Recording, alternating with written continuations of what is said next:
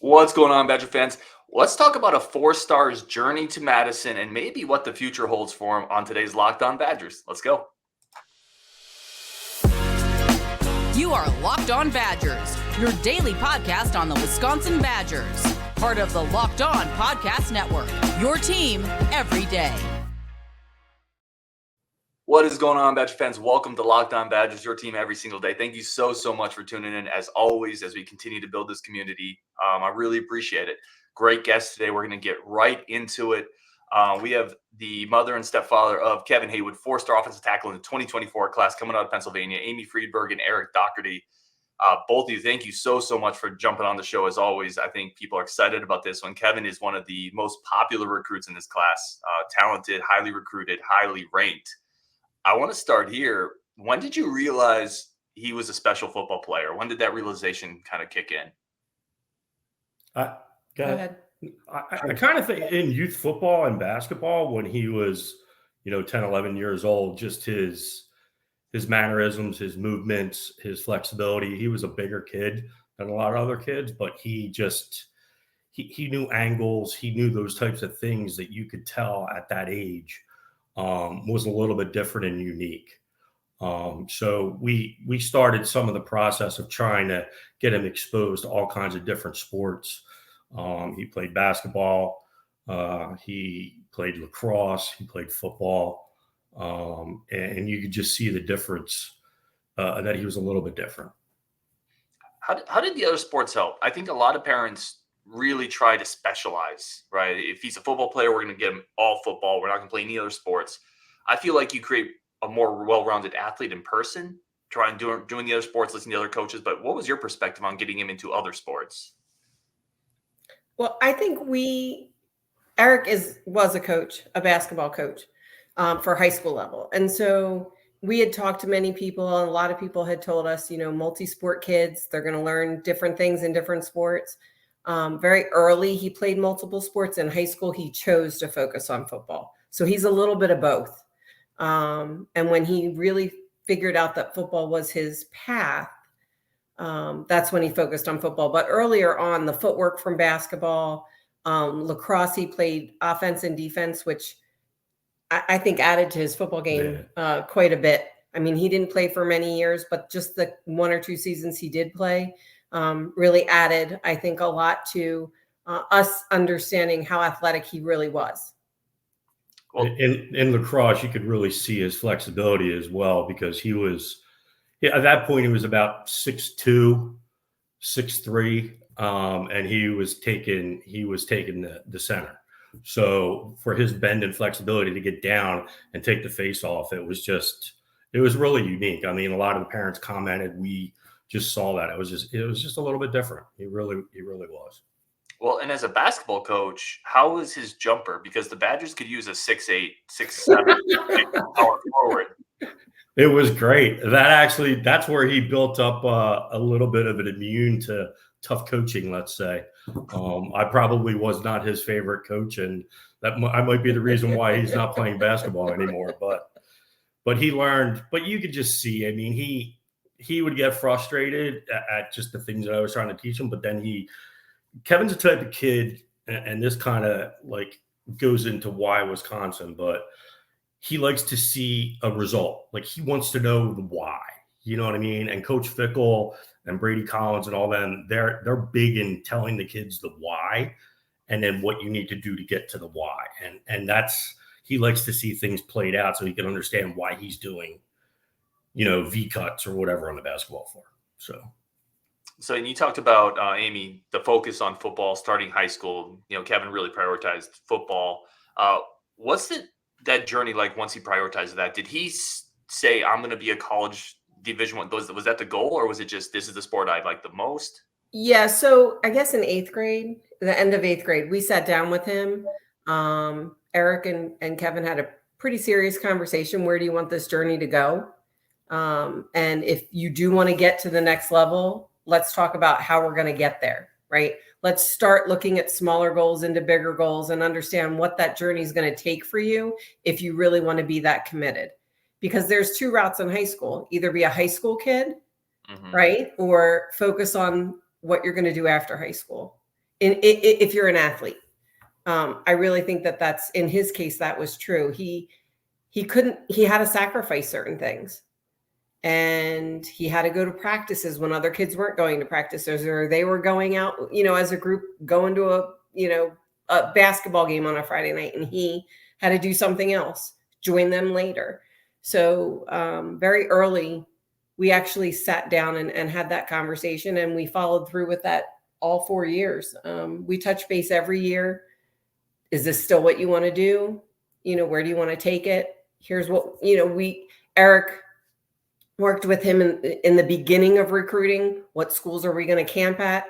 What's the expectation coming out of each one of those camps? That type of thing.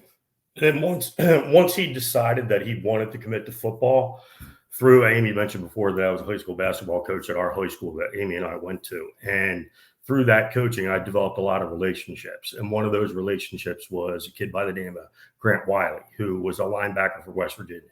And Grant had a strength and conditioning coach named Mike Barwas. So Grant said, if this is really what Kevin wants, I'm going to put you in touch with Barwas. So at 14 years old, we flew Kevin down and we went down to Deerfield Beach, Florida. And Kevin worked out with NFL players at 14 years old.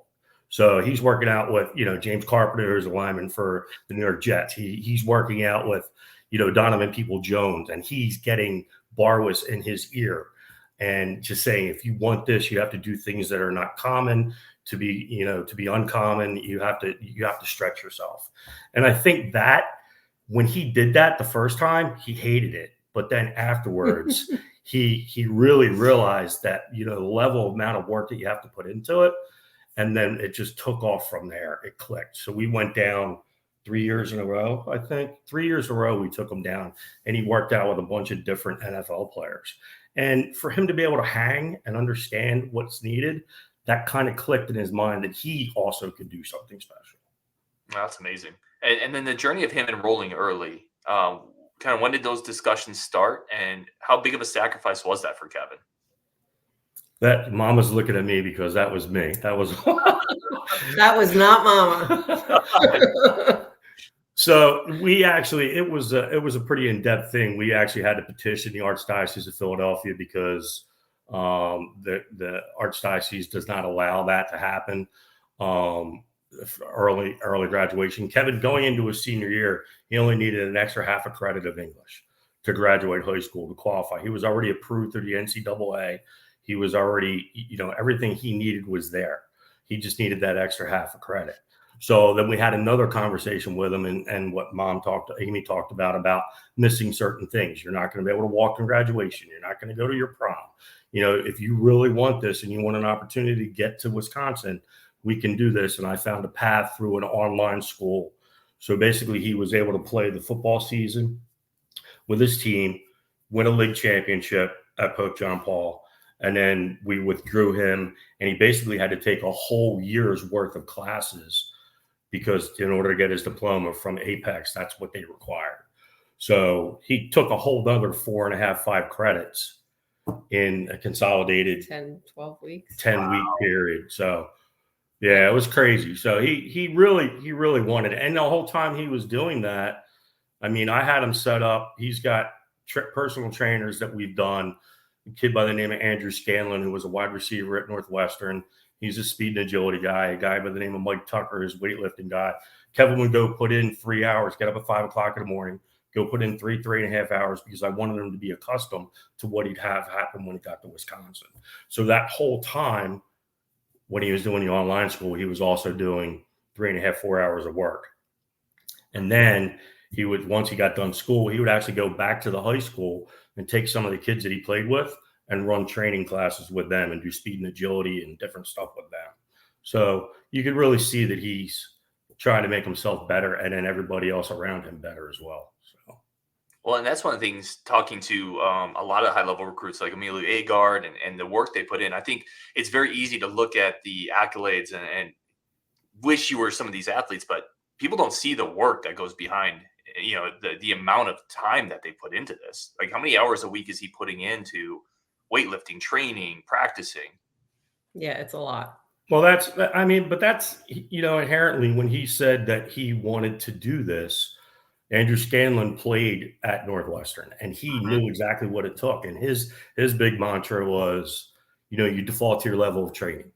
So whatever you do off the field and in the weight room and in the schoolwork and all that stuff, you ultimately default to that level.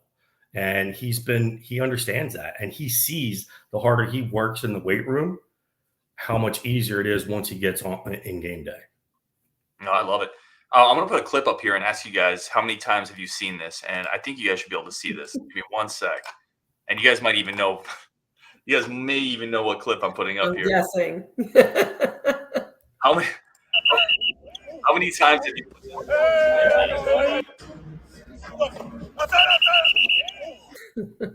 That's not the best view, though. If you get the other view off of, I think it's Rivals or whatever it is, but you could see where the kid hits him. And Kevin's always just like, he's got this little. He's a funny kid. Like he's pretty hysterical when you get down into it. But the kid hit him, and he just looked at him. He goes, "Man, you salty," and he just laughed and walked away. It's honestly my favorite part of the clip. Obviously he throws him down, makes him maybe think about life choices there, but then he just walks away. Like you can tell he doesn't need to do anything else. He has a bit of a confidence about him. Well, that's Kevin's demeanor. It really is. Yeah. He's developed that, and he knows. He's developed into that person. So. I have to take one quick break for our friends of the show. We're going to come back with the recruiting process. How does a family and a 4-star recruit go from the process of 10, 20, 30 offers and narrow it down to one school? We're going to talk about that next and why that school was Wisconsin on today's episode of Locked On Badgers. But first, a quick break for our friends of the show over at eBay Motors today. eBay Motors remains your number one source for all your car parts. Everything you need for your ride or die, you can find over on eBay Motors. The right parts, the right fit, the right prices. eBay Guaranteed Fit. Make sure that you find the right part right away. You don't have to waste time. You don't have to talk to anybody. You can shop at home. You don't even need a shirt on.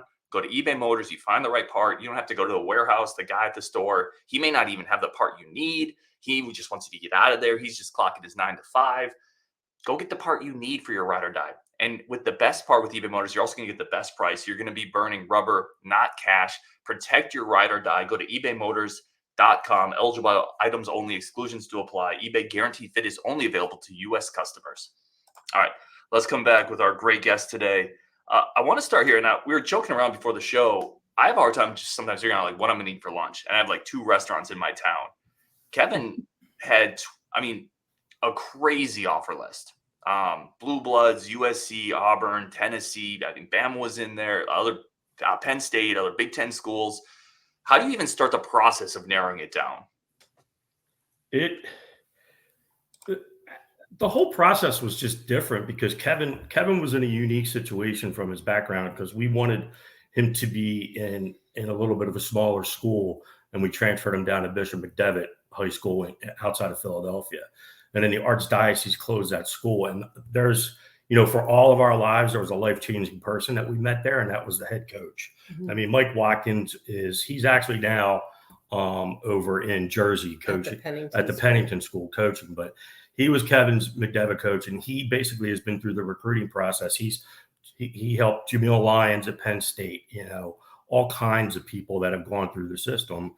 And he told us how we needed to go about the recruiting process. And at that point, Kevin was still a defensive end. Kevin did not want to play offensive tackle. He didn't want to play offense. He wanted to play defense. He just wanted to hit people. So when the school closed, because the Archdiocese closed, we transferred him to Archbishop Wood. And there is when we started developing everything and went through a whole process where we took Kevin to a couple smaller camps so he could learn how to camp. And then when he got in front of other coaches, he kind of like opened up a little bit. So then we took him to some specific camps like Rutgers, UConn, and all that. And we kind of had an idea that he had the opportunity, but Amy didn't believe it. I didn't believe it. Kevin didn't believe it. But then we go up to UConn and go through the camp, and Kevin just did great. They had a couple commits that were there that they put Kevin against one-on-ones. That was his first time ever doing anything offensive tackle. And then we're walking off the field, and he looked at me and he goes, "I don't think I really did well." I said, "Kev, I think you did awesome. You were amazing today." And all of a sudden, a recruiting guy comes over and says, "Hey, somebody wants to talk to you guys." 10 minutes later, were sitting in Jim Mara Jr.'s office. And he goes, this isn't going to be your first one. I mean, this isn't going to be your last one. There's going to be many more to come. And from that, it just blew up. Like, we had no earthly idea that it would. I mean, after he camped at Michigan and Rutgers and Penn State, the offers just kept coming in. And then certain people would communicate with him. Certain people would, kind of push him and try to get him to commit. But it was just an investigative process for us because we knew what we were looking for. Well, and I think, Kevin did the work, right? Recruiting is not just fun. There's a lot of work. And he talked to the coaches. He did the research. He knew his sister goes to Penn State. So he knew about Penn State, the campus, the environment, the classes, right? So he knew about the school. So he used that to say, these are the things I'm looking for in a school that I go to. So outside of football, right, these are some of the things that while I'm on these visits, I want to look at. And I think he knew from Mike, Coach Watkins, I think he talked to him a lot through the process, and he sort of started to look at what are the things I want in my program? What are the types of coaches I want coaching me? We went to a particular school a number of times.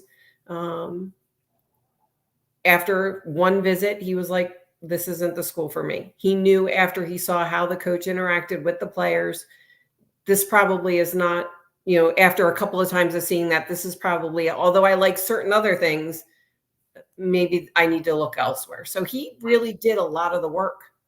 And I give him a lot of credit for that, because I don't think a lot of kids necessarily do that, or it's the parents, or it's the coaches that you're working with. He actually wanted to have those conversations, see the schools, make the effort, do the trips, do the camps.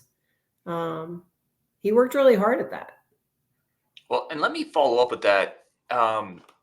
Is there, I'm trying to figure out the best way to word this, but with recruiting, there are people, and you, Eric, you kind of mentioned it, kind of trying to push or pull Kevin a certain way. How do you as parents kind of try to keep some of the slimy parts of recruiting? Because there's just people in the recruiting world that maybe don't have the best interest of the kids at heart.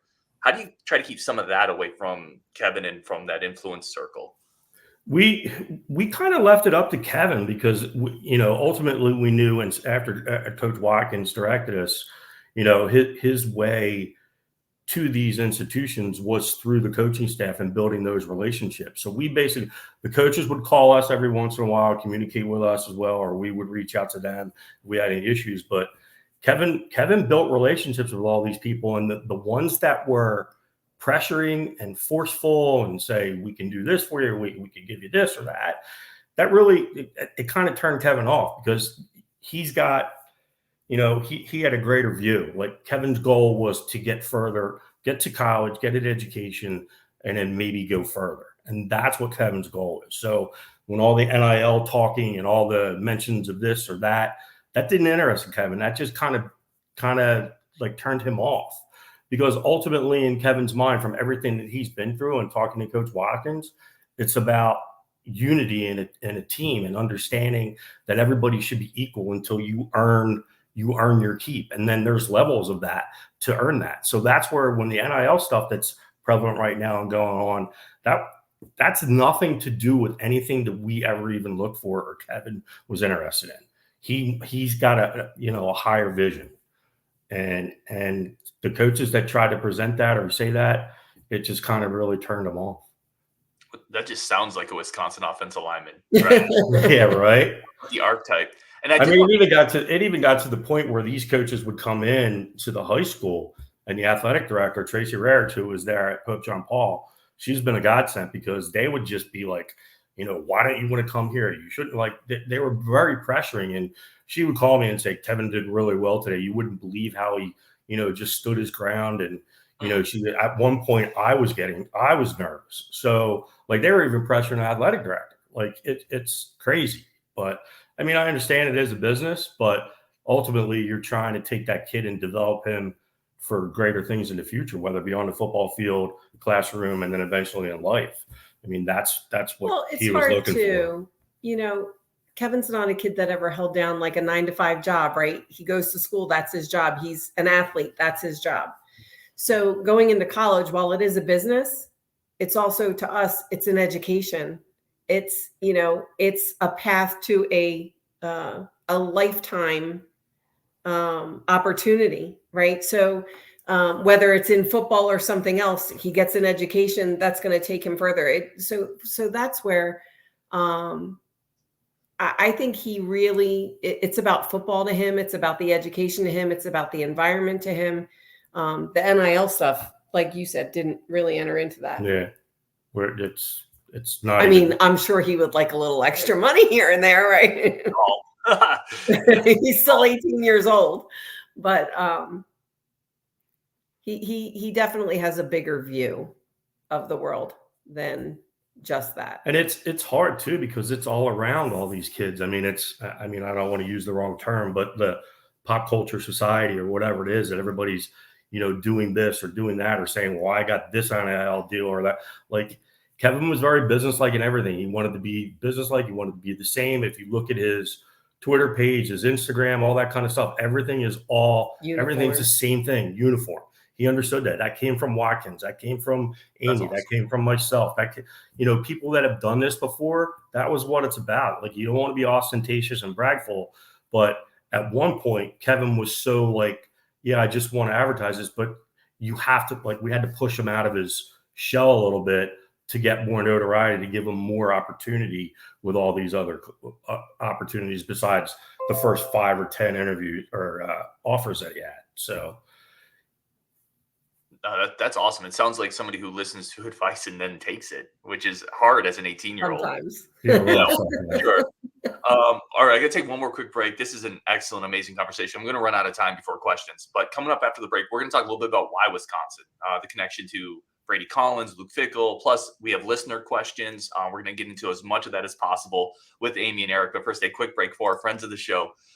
Over at FanDuel. FanDuel remains the number one source for all your sports betting needs. And again, as always, ladies and gentlemen, please do it responsibly. But FanDuel.com/lockedon. It is the number one spot to get futures, parlay, spreads, teasers. NBA playoffs are coming up, right? If you're a Bucks fan, maybe a great time after that kind of this new coaching defensive resurgence. Maybe put some futures there. Baseball starting up. I love baseball. Certainly college football and football are not going to be that far behind because the sports cycle continues to roll. FanDuel.com/lockedon. Make your Saturdays, make your weekends, make your game days more. FanDuel.com/lockedon. Visit FanDuel.com/lockedon. Make your first bet a layup. FanDuel is the official sports betting partner of the NFL. All right, let's keep this amazing conversation going. So we talked about a little bit the recruiting process, whittling down the schools. Ultimately, why Wisconsin? Brady Collins. To be honest with you, actually, you know what? So doing all the research and giving Kevin the information and giving, I did a lot of research. So I gave Kevin all the information and he processed what he could. Coach Fickell's philosophy, his vision through Brady Collins and understanding that, a football program, culture is developed by behaviors. Those behaviors start, daily. What he coaches, teaches, and develops in the strength room, equivalent to success on the football field. And those two being aligned the way they are is different than a lot of other situations that we saw. Well, to be fair, and he's not there anymore, but Kevin had a great relationship with Bicknell. Correct. With Coach Bicknell. Had a great relationship with him. Coach AJ, we met, we went to Vanderbilt. He had a great relationship with him. That's the reason he wanted to visit Vanderbilt. So it couldn't have been a better transition coming in early and seeing that there was a transition in an offensive coach. But Coach Bicknell really was very good with Kevin. And I think we owe him some credit for that decision. Him and I mean, so that's part of Kevin's development. Kevin has been able to adapt, learn, and evolve in every situation he's been in. And that was some by design of situations that we put him into to make him feel uncomfortable, but it was also due to the circumstances of him transitioning to a different school. And now that he's at Wisconsin and Hitchler's not there anymore, and Bicknell's not there anymore, and Colin Casey's not there anymore. Those are the three guys that were heavily recruiting Kevin pretty much in his position. And none of those guys not one of those guys are still there, but he still sees the vision of Coach Fickell and Brady and the results that he's getting with Brady. Absolutely. And that's, and a little backstory too is, Kevin, we were on a visit to Vanderbilt with Coach Blas, and he's such high energy. We were all like, man, this is a great situation. Coach Blas is awesome. And that's where Kevin actually met Ryan Corey. So cool. Ryan, Corey, and Kevin developed a relationship and started communicating and built a relationship and ended up ultimately committing together. So it's kind of neat. And then all of a sudden Blas is here, and it's like, it's perfect. So he's high energy. Kev likes that every once in a while, but he didn't like it when I did it when I was coaching. But the other thing too, I think, I lost my train of thought. No, you're fine. I apologize. No, it happens to me all the time. I just edit it out when I do it. I'm gonna leave it. I just snip it. Well, that kind of dovetails, and if you think of it, please jump in, Amy. Okay. It dovetails into the question here, though. It sounds like we are addressed it, but the relationship with Coach Blas, obviously starting over, that's from Carson Merton. It sounds like that's off to a good start. Excellent. Absolutely. Yeah, absolutely. I mean, he communicated with me. He communicated, even though Kevin had already, he decided what not I wanted to say. Go ahead. So what I wanted to say is Kevin asked, Eric asked, schools to do, we had certain expectations. We want to meet this coach. We want to do this while we're there. Whatever it is, right? We had a list, and very few schools really listened to everything that was on our list. Exactly. Wisconsin listened to every request. Really? Yeah. Yeah. So sorry, I lost my train of thought, but that was important. That was huge, because on the spring visits that we went to, we took, I don't know if you know this, but we did 12 campuses in 15 days. So we did Northwestern Michigan, all that kind of stuff. And then we flew down to Kentucky and did all that. But we told everybody what we were looking for, and that everything basically is like a blueprint when you go to some of these visits. But Wisconsin did that. Mr. McIntosh was at the spring practice and stood there and talked to us for 40 minutes, explaining some of his philosophies and his thoughts and all that. That Brady Collins took, even though he did his presentation in front of all the other kids that were there, he took 25, 30 minutes to sit with me and talk to me about, because I wanted to know, is this functional training? I knew all of his videos and what he's done in the past and all that kind of stuff, and seeing what he did at Cincinnati. But, to be able to use that functional training to equivalent to getting on the field and all that kind of stuff, it's football training. It's not, it's not running 500, 110s. It's something that you're going to do in the weight room that you're going to do on the football field. And one of the biggest things that I think attracted Kevin was Kevin's very competitive. So when you're doing one-on-one different things, weight training, pulling tires, ropes, all that kind of stuff, Kevin's in his bag. He loves that. So, and I think that appealed to him a lot as well. So, but they went above and beyond on everything. I mean, and just to spearhead all that, Pat and Max were awesome. Ridiculous. Talking about awesome. High energy, doing all that kind of stuff.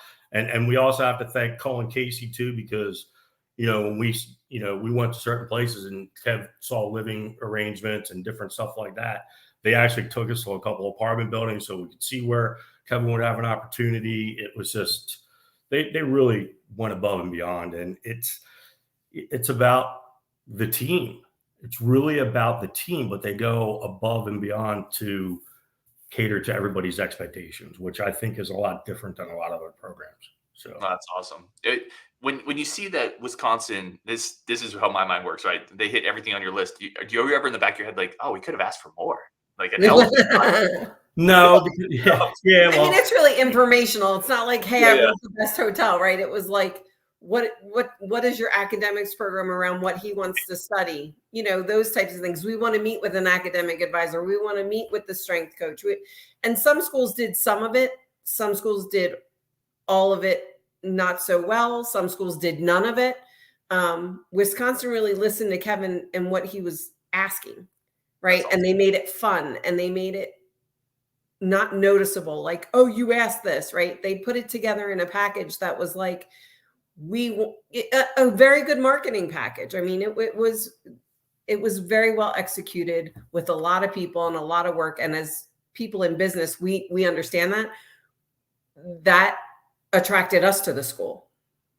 That's awesome. I mean, we told everybody, Kevin, because of going to Barwis and understanding what happened at his facility and seeing all that, Kevin's thought process going into this was that he wanted to eventually be a strength coach, maybe study kinesiology, something like that. And we told everybody that. And Wisconsin was one of the only ones, there were 2 or 3, but Wisconsin was one of the only ones that actually Brady went to talk to Kevin and say, this is what you're going to need to do. This is what you're going to need to study. These are the things you're going to need to look for.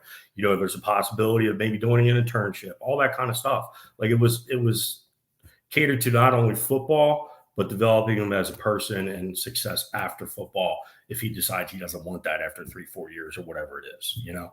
So it wasn't just all about football. It was about, you know, helping develop him into a man. A young man. Yeah. I mean, because we dropped Kevin off at 17 years old. January 15, Kevin was 17 years old. And we're like, who do we trust with this? Right. That's scary for me as a parent of young children. Let me bring on a couple more of these questions here because I've already kept you guys probably for my camera went out of focus. This is a professional podcast, ladies and gentlemen. Yeah, you're fine. But I want to bring out a couple more of these questions. This is from Cheesehead44. Grocery bill. Now that Kev's at, in Madison, what's the grocery bill look like? It is 25% of what it was. Awesome. He was eating a lot of protein here. That's awesome. Here's a good one. This is from Lakeland UW. Freshman expectations for Kevin, depth chart. Is that something that's been discussed, or is it just go up there and grind? Well, I think his thought process is he's trying to get into too deep, but I mean, as a freshman, that's highly, doesn't really happen that often. But depending on circumstance and what's going on, I mean, there's another, depending on how he does in spring ball, and continues to develop now, will determine that there's another transfer portal window open. So if they don't bring somebody in and he still has an opportunity to do that, then I think that's a pretty good goal for him. So we're hoping, and he's hoping, but we just have to see how it plays out. He's getting a whole new system thrown at him too. You know what I mean? So it's with him only having 1 year of offensive line experience. We don't know where he's at. I mean, his technique and footwork is fine, but now you have to develop into everything else. So. Well, as you said, that's a very tough position to come in and get into a depth chart right away at the D1 Correct. Level. There's easier positions to do that at. Last question. He is. Brady's got him up to 315 already. So we dropped him off at 291. He's at 315. So we're hoping. So I asked Brady the other day because he's been on the show a couple times. I need some workout tips for a 40-year-old podcaster. If you can get your boy up in a couple months to that, he can do a little something for me. This is from Not Caleb, and I think you guys kind of talked this already, but was there any pull to keep him in state? The question was why Wisconsin over Penn State. You guys talked about the kind of why Wisconsin, but was there ever a pull to have him in state to be a little closer? Well, yeah, from his mama. Yeah, mama wanted him close to home. I mean, his sister goes to Penn State, so we knew pretty early on that while we wanted him to go to Penn State, and certainly from a football perspective, they have a good program. He was looking for something a little different, and we knew that pretty much right away. Well, I mean, we took 6-7 trips up there because Claire's up there, so we went up. His also one of his first. I was a high school basketball coach, but I also refereed. So I was at a facility local doing an AAU tournament refereeing, and I saw a guy working out people in the back, and I went up to him and I said, "Do you train 11-year-olds?" And he's like, So I showed him a picture and showed him some of Kevin's movements. And here, this guy was Deion Barnes, who played at Penn State, who is now the defensive line coach. So he had a little affiliation with him as well. So for Wisconsin to be able to pull him away from that and for it to be there, it says a lot about Wisconsin. So, I mean, Penn State did everything. They offered us everything that's, same type of stuff. I mean, they didn't go into detail on some of the other stuff, but they were in the running. They were one of his top. So yeah, I mean, he had a great relationship with Phil Troutwine. well, Troutwine, yeah. I mean, he really did. Probably still does. Had a great camp there. So top 3, absolutely. But we went out to Wisconsin in June. Did he commit in June? June. We got there, and he told Eric, without me, I'm committing here. Sometime this weekend, you need to let mom know it's happening. Like, he just knew. He fell in love with it. And Coach Watkins told us, when Kevin knows, when Kevin really feels it, you're going to know. It's not, it just kind of turns on. And I was like, oh, that's crazy. But that's what happened. That is to the story. point where Coach Fickell jumped in the lake. Remember. No, that was awesome. Another thing I wanted to touch on too is about one of the reasons why Wisconsin, if Coach Fickell does something different than everybody else does, and if you look at his spring practice schedule, which a lot of people aren't going to understand unless you're in coaching and you kind of understand stuff, but if you look at everybody's spring practice schedules, you look at Wisconsin's, he plays his spring game is on a Saturday, which is the 13th practice. There's 2 more practices after that they're allowed, and he uses that the following week for corrections. So not only do you play the spring game and do everything that you're supposed to do, and then the kids go away in a lot of these other programs, they're still there and they go through everything and it's fresh in their mind. So they're not, you know what I mean? It's just something that's a little bit different that a lot of people don't notice that I picked up on and I think is incredible. I mean, it's a really neat thing that he does to do that. Well, it's an opportunity just to get a little bit better, right? It's always on the margins. Absolutely. Yep. The differences are always on the margins. And I think that's a great insight there.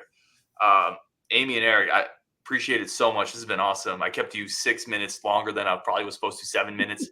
Any final thoughts for Badger fans? Anything we didn't cover? Anything else you kind of want to put out there? Yeah. Does anybody have an apartment for rent? Because we're trying to come out every game, but we're looking at actually renting an apartment. So I love it.